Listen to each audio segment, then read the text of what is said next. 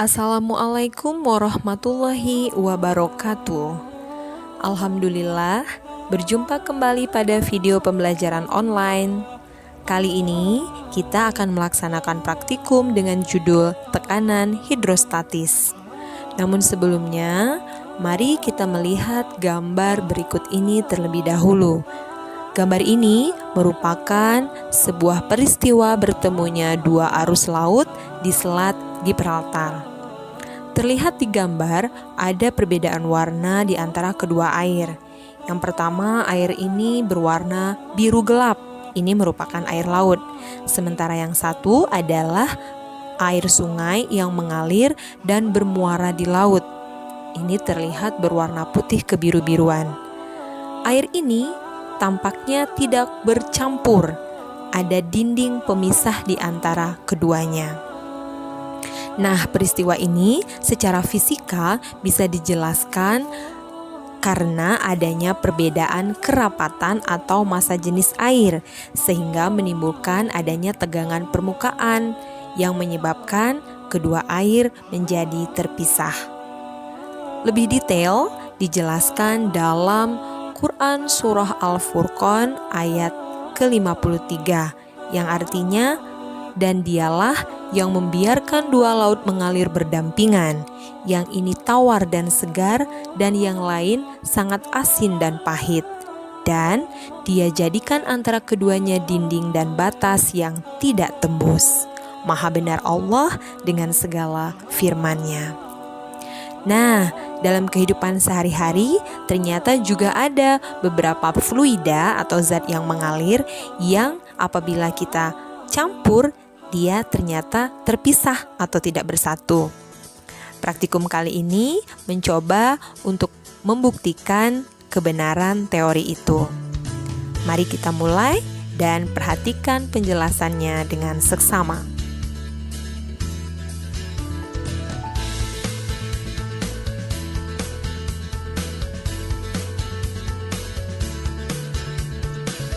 Judul praktikum kita kali ini adalah tekanan hidrostatis. Dengan tujuan praktikum menentukan hubungan ketinggian zat cair dan massa jenis, menghitung massa jenis zat cair. Adapun alat dan bahan yang kita gunakan, yang pertama adalah pipa U. Nah, pipa U ini bisa kamu buat sendiri dari selang air yang transparan. Kemudian yang kedua air. Kita juga menggunakan oli dan kita menggunakan minyak goreng. Cara kita bekerja adalah yang pertama, buatlah pipa U terlebih dahulu dari selang air transparan seperti pada gambar di samping. Nah, perhatikan gambar ini, kamu membutuhkan selang air dengan panjang kira-kira 40-50 meter. Kemudian kamu bisa tempel di dinding rumahmu atau pada kayu atau pada triplek sehingga dia membentuk seperti huruf U. Jaga supaya tidak bisa bergerak kemana-mana. Jadi jaga supaya tetap pada tempatnya karena nanti akan berpengaruh pada perhitungan ketinggian. Kemudian cara kerja berikutnya adalah isi pipa U dengan air secukupnya, jangan sampai melimpah. Kemudian yang kedua, tuangkan minyak pada salah satu kaki pipa U lainnya.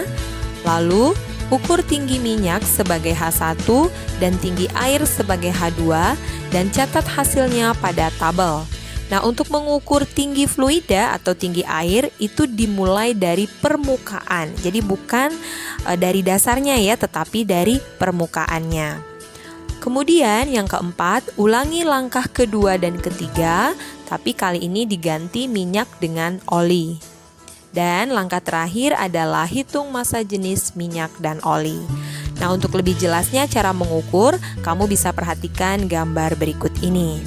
Jadi, untuk mengukur minyak, jadi dimulai dari permukaan yang ini. Sementara untuk mengukur air, kita mulai juga dari permukaannya. Nah, jadi nanti di sini akan terlihat batas antara air dan minyak. Jadi kamu mengukurnya dari permukaan sampai ke batas. Berikutnya, hasil praktikum bisa kamu tuliskan dalam tabel berikut ini.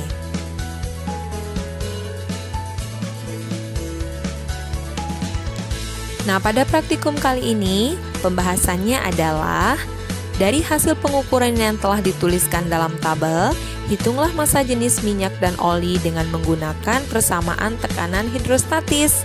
Nah, kita ketahui tekanan hidrostatis itu tekanannya persamaannya adalah P sama dengan Rho GH. Karena ada dua ketinggian dan kedua fluida, maka kita gunakan persamaan Rho 1G H1 sama dengan Rho 2G H2. Nah, dengan menggunakan matematika biasa kita peroleh persamaan Rho 1 sama dengan H2 per H1 dikali Rho 2. Nah, data-data H1, H2 sudah kita dapatkan dari praktikum. Sementara untuk Rho 2 yaitu massa jenis air, kamu bisa gunakan nilai 1000 kg per meter pangkat 3. Karena massa air ini menggunakan satuan meter, maka jika kamu tadi mengukur dengan menggunakan penggaris yang satuannya cm, kamu harus ubah terlebih dahulu satuannya ke dalam meter. Berikutnya, kamu silakan menjawab pertanyaan ini.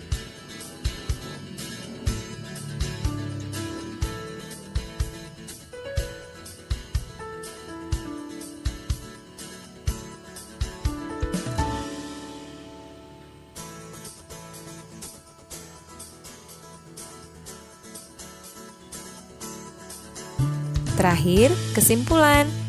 Untuk menuliskan kesimpulan, perhatikan tujuan awal praktikum dan silakan tambahkan jika ada dari jawaban pertanyaan-pertanyaan yang telah diberikan.